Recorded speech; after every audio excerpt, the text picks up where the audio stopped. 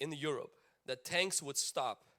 And right after that, King George VI declared a national day of prayer on May 26th.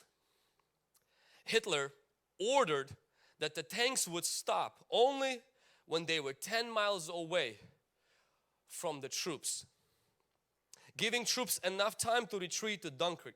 And some of you watched that movie.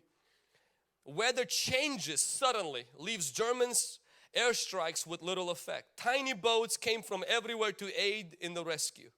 And normal choppy waters of the English Channel were said to be like bath water.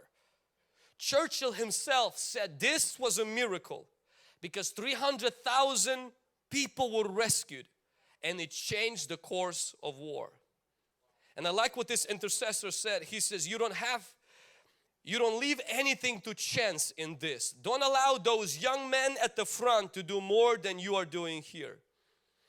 And he said this, he says, the praying church is the only thing that can affect that unseen dimension.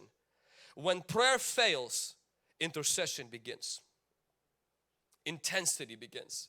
I want to encourage you today that our advantage against the enemy's tactics in our family, in our business, is prayer.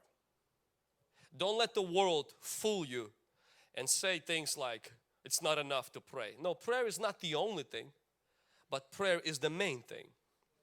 Prayer leads to preaching, prayer leads to practicing our faith, prayer leads to work, prayer leads to that. But if there is no foundation in our church, no foundation in our family and in our marriage, and that foundation, if it's not laid by prayer, everything else we're doing is doing it in flesh.